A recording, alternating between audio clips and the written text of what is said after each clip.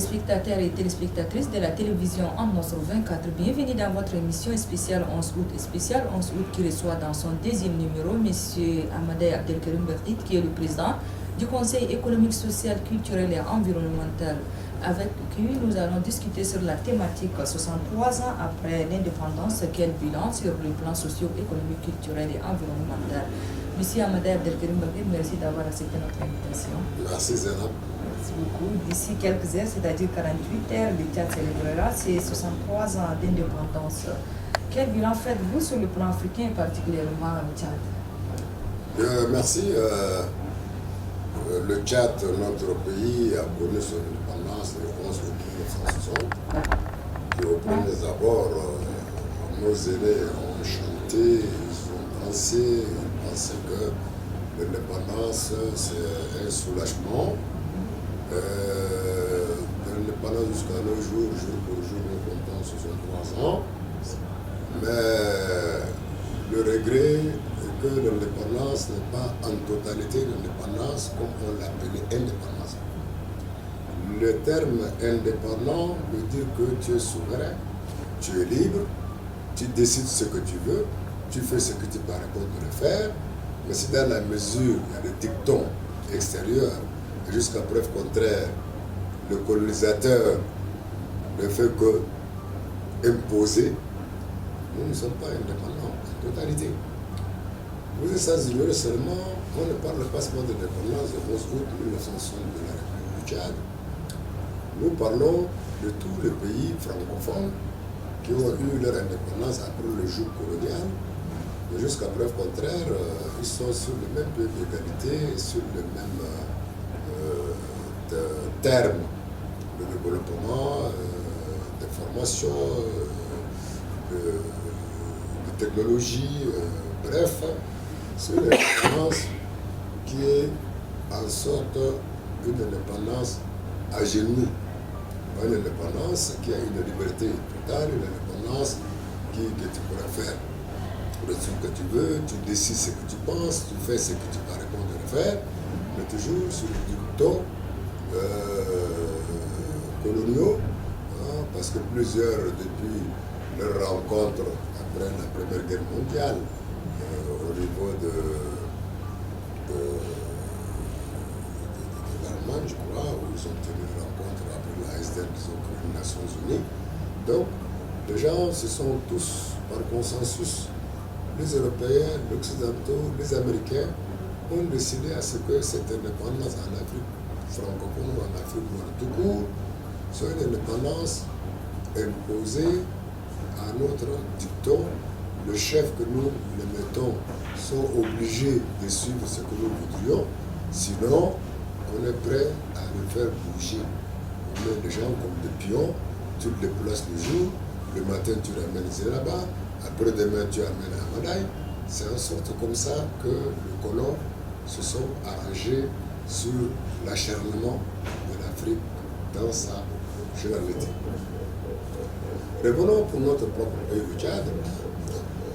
Depuis 63 ans d'indépendance, au premier abord, les 10 premières années, de 60 jusqu'à 70, l'appareil étatique était quand même assez passable.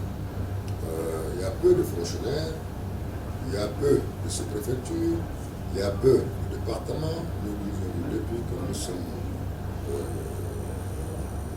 vus dans ce pays, à notre jeunesse, à notre avancement scolaire. Nous comptons les 14 préfectures, les 52 sous-préfectures et quelques PA. Mais aujourd'hui, avec l'augmentation de la population, il y a un surpeuplement, comme dit Poissonnier à l'époque, les Tchadiens sont au nombre de 3 millions. Aujourd'hui, nous sommes à 17 millions. Mais toujours que le Tchad est resté Tchad que nous connaissons, la superficie est restée telle que nous connaissons, 1 284 000 km², pour 17 millions d'habitants. Et après 70 jusqu'à 80, avec les événements que nous avons connus de tous bords, que nous avons replongé à des guerres fratricides, que nous avons plongé également nous autres là. Nous avons évolué, nous avons grandi, nous avons vécu dans toute notre existence de la jeunesse que la guerre. La guerre, la guerre, la guerre. Cette guerre-là nous a rien apporté. Et cette guerre-là, si quelqu'un rentre en profondeur d'analyse, c'est une guerre toujours dictée, orientée, téléguidée par ceux qui ciblent un intérêt dans notre pays, mais surtout l'intérêt potentiel, parce que le Tchad dégorge, on peut parler du Tchad, dégorge de notre potentialité en pétrole, en minerai, en ferraille, en tout ce qu'on appelle produit qui fait marcher l'être humain, qui fait marcher l'animal, qui fait marcher même les autres continents. L'Afrique centrale, en particulier le Tchad qui est maintenant au cœur de l'Afrique centrale, notre pays dégorge de nos potentialités inexploitées, mais inexploitées par nous, mais exploitées par ceux qui nous ont colonisés. Jusqu'à preuve contraire, ils ne font que nous piller à notre insu. Les gens débarquent là où ce n'est pas autorisé, ils font ce que leur paraît bon de le faire, et personne de nous ne peut être gendarme de leur œil pour voir est-ce effectivement leur mission, c'est une mission sécuritaire, est-ce que c'est une mission de développement, est-ce que c'est une mission, je ne sais pas, d'encadrement. Or, les gens viennent sous forme de mission sécuritaire, mais ils font autre chose que la sécurité. Ils font autre chose que la sécurité. Voilà, aujourd'hui, quand nous sommes un peu au regret, depuis 1990, l'heure de la démocratie a sonné, jusqu'à nos jours, ça fait 33 ans, avec l'événement du MPS, nous avons connu ce qu'on appelle le multipartisme, nous avons connu ce qu'on appelle la démocratie, en créant plusieurs partis, en créant la société civile.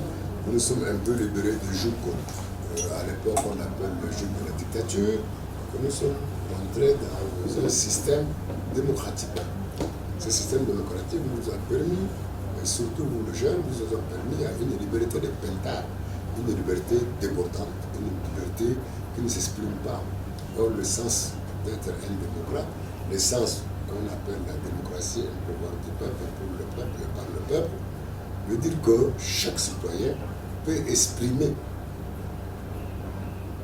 son désir sur une action que beaucoup de gens, ou un groupement, ou une nation, ou une sous-préfecture voudraient au moins se réaliser.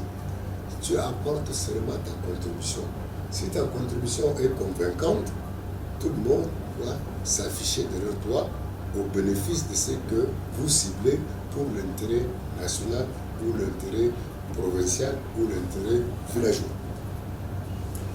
Bref, cette liberté est devenue de n'importe quoi, aujourd'hui avec les réseaux sociaux, avec des discriminations, avec des injures, avec. On a débordé ce qu'on appelle même le sens de la démocratie. La démocratie, là, tu peux exprimer, tu peux donner ta voix, tu peux critiquer une action qui ne rime pas et qui ne va pas dans le bien-être d'une nation ou dans le bien-être de la population. La charité de vie, je ne sais pas, l'exploitation des enfants. Il y a aujourd'hui, l'école n'est pas comme l'école que nous avons eu à fréquenter. C'est une école qui est devenue une école de bourgeoisie. Il faut envoyer son enfant dans un établissement privé. Et le privé, c'est comme privé, on l'entend. Un privé, c'est un marketing. Je peux faire de multiplication d'établissements scolaires pour avoir une source de revenus.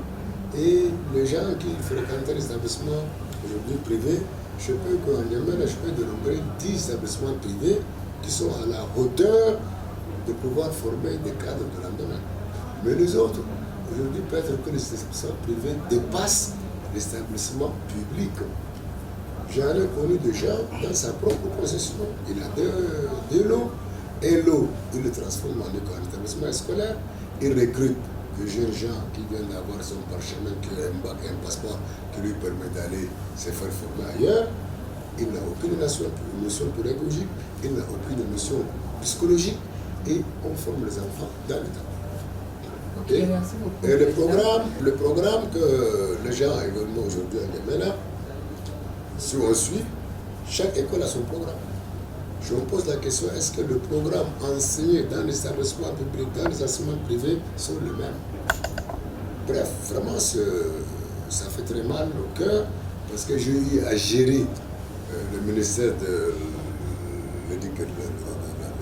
l'enseignement secondaire et technique professionnel. Mais j'ai vu c'était n'importe quoi. Et j'ose croire et espérer, avec mon doyen actuel, le ministre de l'enseignement, Moussa Khadam, je le connaissais, un grand enseignant, un grand formateur, éducateur. Peut-être avec ce monsieur, l'ambition qu'il a tracée en fermant certaines écoles de complaisance, en imposant la qualité et la méthodologie de l'enseignement, en imposant également le recyclage continu des enseignants, peut-être que le défi sera un peu relevé.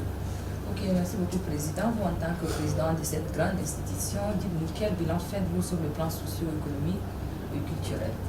Bon, le bilan que je pourrais vous faire sur le plan économique, social et culturel, c'est un bilan que toi-même tu connais, tu n'as même pas besoin de me le poser. Sur le point de vue économique, Dieu merci, notre économie n'est pas totalement à terre. C'est déjà que le son, depuis le décès du maréchal Foucault à son âme, les 3 ans de transition que nous traversons, nous tirons chapeau à ce jeune général qui est à la tête de la magistrature suprême, que nous avons au premier abord eu des inquiétudes, de peut-être que nous serions incapables même d'assurer le paiement salarial et le fonctionnement également du ministère et certaines institutions. Dieu merci, compte tenu de la volonté divine et compte tenu également de l'amour de la patrie, Dieu merci. Qu'est-ce qu'un agent de l'État veut? Qu'est-ce qu'un fonctionnaire veut? Un fonctionnaire veut qu'à partir du premier, on paye son salaire. Aujourd'hui, à partir de 22, 23, 24, les salaires tombent et c'est vraiment à saluer. Le fonctionnement dans tous les contextes, même si c'est avec difficulté, avec quoi, mais le fait de prioriser le traitement mensuel d'un agent de l'État, c'est déjà un atout considérable. Parce qu'un fonctionnaire, quand il ne reçoit pas son salaire jusqu'au 5-6, attendez, des bruits, des fois on gère les rues, on fait tout ce qu'il fallait, mais Dieu merci, pour l'heure, l'économie tchadienne, pour moi je la trouve, elle est passable. Elle est passable, elle n'est pas totalement morte, elle est passable, mais nous souhaiterions que cette économie puisse prendre des proportions de nation. Au lieu d'être passable, qu'elle ne doit pas être tellement, elle ne doit pas être excellente, mais je pourrais taxer qu'elle pourrait être assez bien. Ok, sur le plan politique. Bon, sur le plan politique, il faut applaudir. Parce qu'aujourd'hui, prenons l'exemple dans l'Afrique centrale. Dans aucun pays de l'Afrique centrale, vous pouvez développer entre 190 à 200 partis sur le Tchad. Aujourd'hui, n'importe quel monsieur peut sillonner les 23 provinces, il peut avoir 1 ou 2, 3 personnes conformément au texte en vigueur du ministère de l'administration du territoire. Tu es venu, tu viens, tu prêtes ton parti. C'est devenu de trop qu'on ne connaît pas qui est président des partis. C'est vraiment un truc. Je ne chante pas, je ne critique pas certains. Mais pour être président d'un parti, qu'entendez-vous par le mot démocratie? La démocratie, c'est la bourgeoisie. La démocratie, ce n'est pas le prolétariat. Quand tu es un prolétaire, il serait difficile de pouvoir créer un parti, être à la hauteur de financer ton parti, être à la hauteur également de faire des tours dans les 23 provinces, dans de plus de 300 et poussières de départements, et voir plus de 500 à 600 sous-préfectures et 1 millier de cantons, tu seras épuisé. Donc, un chef d'un parti politique, c'est un monsieur qui doit être proche de ses militants. Annuellement, 2 fois ou 3 fois, tout pourrait tourner comme nous avons 4 points cardinaux, nord, sud, est, ouest. Nous devrions mentionner pour voir qu'est-ce que tes militants font, et comment tu peux espérer, tout ça. Et les partis politiques qui sont ici au soir du Mena, ils sont campés seulement dans les mêmes. Il est incapable d'aller même à Malaou. Il est incapable d'aller même ici à Ligna pour tenir son petit meeting. Donc, bref, ce n'est pas une critique, mais c'est une manière de faire. Et si j'ose faire une chose, que je pèse ma capacité. Est-ce que je suis à la je voudrais créer mon parti? Est-ce que je suis à la hauteur de pouvoir assurer le fonctionnement de mon parti? est-ce que je suis à la hauteur de pouvoir tourner annuellement, ne serait-ce qu'une fois, avec tout mon bureau exécutif et aller faire passer mon message de paix ou mon message de changement, si c'est la même démocratie. Est-ce que je pourrais l'obtenir? Mais si dans la mesure que je n'ai pas cette possibilité de le faire, il est de mon devoir, franchement, de me faire fusionner avec un parti qui a un petit moyen, et au lieu de faire ça à 200 partis, pourquoi pas ne pas se retrouver et faire une douzaine de partis politiques avec des assises significatives, et peut-être que ça pourrait marcher. J'ai créé mon parti, mon bureau c'est dans mon sacoche. Ça, je crois que, parce que je cible que les présidents des partis politiques, certains, si on s'approche des votes, on leur accorde un petit fonds, je ne sais pas, de pouvoir leur permettre de tourner. Et même quand ces petits fonds de 5 millions de votes qui tombent, également il y a des déchirements, il y a des problèmes, le président s'est caché, il y a son fils qui est en train de le chercher. Ça, nous avons géré ces genres de problèmes-là. À plusieurs reprises, nous avons eu à gérer, j'ai eu à arbitrer, parce que j'aime le social. Et quand c'est le social, là, j'arbitre, je ne suis pas juge. Certains viennent me donner une version. Je dis, écoutez, monsieur, même si vous avez raison, je ne suis pas un juriste pour pouvoir vous dire que vous avez raison ou je peux comprendre. Allez trouver vos solutions à l'amiable, allez trouver votre ami là quelque part et essayez d'échanger pour qu'un consensus, une compréhension puisse se dégager entre vous. Ok, merci beaucoup, Monsieur le Président. Nous sommes en période de transition phase 2, particulièrement en période des enrôlements biométriques qui se déjà débuté dans les provinces et bientôt dans la capitale Niamey ainsi. Quel message lancez-vous à l'endroit de nos autorités pour la réussite de ces prochaines élections? Bon, le message que devrait lancer au niveau des autorités administratives, politiques, et même traditionnelles, religieuses, c'est de faire en sorte que le CONAREC qui a envoyé ses équipes dans presque les provinces, maintenant ils ont démarré par la zone méridionale, bientôt ils vont attaquer le nord, le centre, l'est, que les gens ayant l'âge de voter après le vote de 2021, ceux qui ont atteint l'âge de maturité pour être un adulte votant, qui se fassent enrôler. Parce que c'est leur droit absolu. Ils peuvent voter à qui leur semble bon. Mais ne pas leur dire que non, moi je les encourage à pouvoir se faire recenser, se faire enrôler et avoir leur carte électeur. Ça leur permettra le lendemain de choisir ce qu'ils désirent. Ça, c'est deuxième option. Il ne faudrait pas que certains gens disent non, il ne faut pas que les gens sortent se faire enrôler pour faire quoi que ce soit. Mais non, ça c'est un devoir patriotique. Ça c'est mon devoir à ma qualité d'un Tchadien. Je dois me faire enrôler et avoir ma carte. Et avoir ma carte électeur, demain je peux choisir ce que me paraît bon de choisir. Est-ce que je veux choisir tel X ou Y, ça dépend de moi.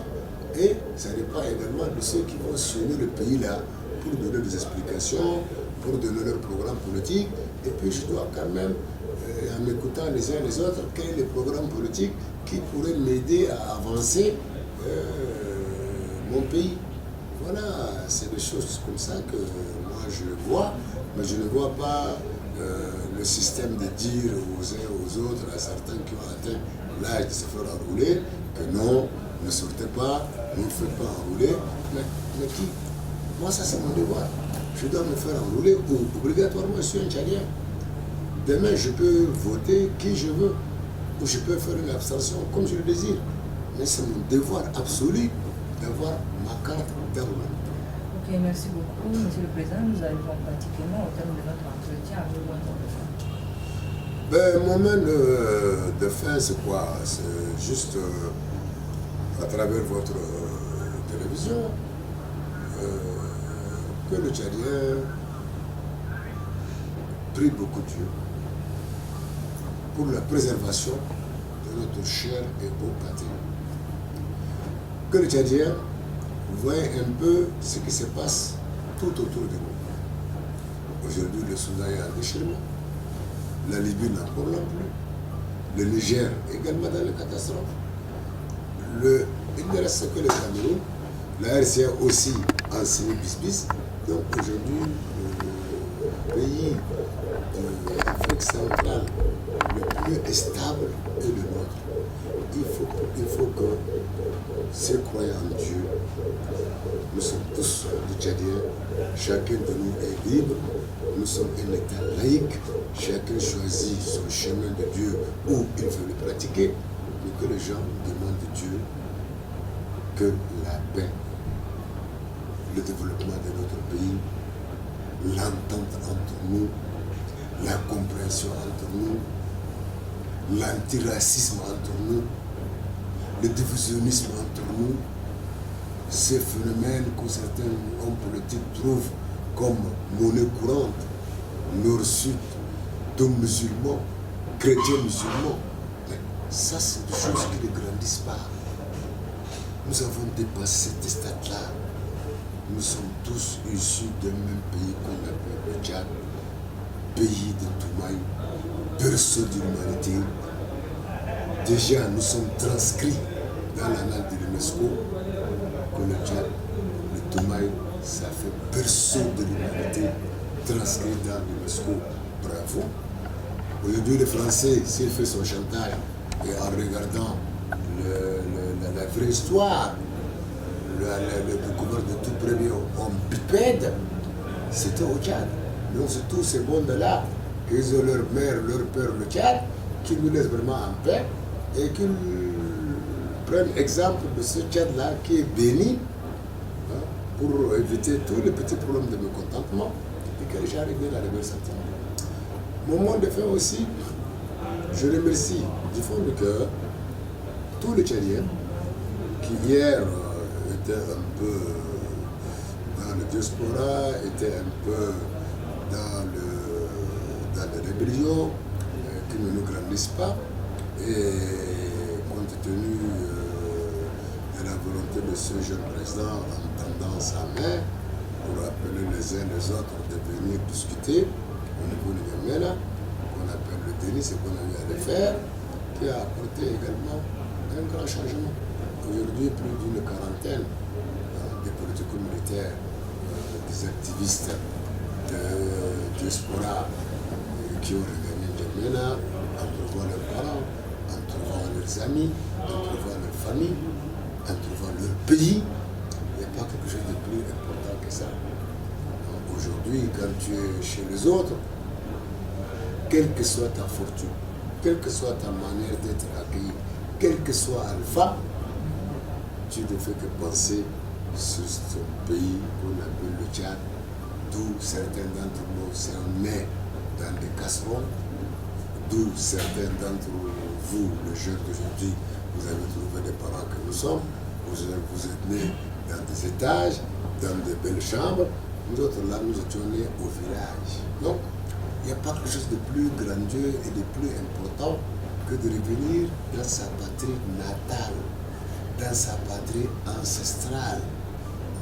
Donc, encore, je profite de l'occasion à tous les frères et sœurs qui sont encore restés hésitants pour des raisons ou d'une autre, qu'ils l'expriment ouvertement. Qu'ils l'expriment ouvertement, qu'est-ce qu'ils me laissent de ne pas rentrer, qu'ils le décrivent. Moi, si telle chose n'a pas été faite, je ne rentre pas. Et si, en écoutant leurs désirs, et si on n'a pas voulu, en tant qu'État, qui cherche à rassembler tous ces fils et ces filles, qu'on n'a pas trouvé de solution à pouvoir leur faciliter de revenir, qu'ils nous taxent de ce qu'ils veulent. Mais pour l'heure, les portes demeurent grandement ouvertes dans les quatre pays cardinaux, que les gens rentrent, qu'on construise notre pays, que vous, vos enfants, demain, nous allons vous laisser un héritage diamanté, pour que vous seriez dans le palace, dans des rêves, avec des balançoires, avec des baignoires, avec des piscines. Pour nous, on cherche seulement à vous améliorer une condition d'où vous allez vivre à Palace. Inch'Allah. Merci. Téléspectateurs et téléspectatrices de la télévision en 1924, vous suivez votre émission spéciale 11 août et je rappelle que nous avons reçu dans ce deuxième numéro comme invité M. Abdel, le président du Conseil social, économique, culturel et environnemental, avec qui nous avons discuté sur la thématique 63 ans après 63 ans d'indépendance au Tchad. Quel bilan sur le plan socio-économique et culturel? Monsieur le Président, merci d'avoir accepté de répondre à nos questions. Merci Zénab. Et à vous, téléspectateurs et téléspectatrices de la télévision en 1924, espérons vous retrouver dans un autre numéro. Merci. Merci.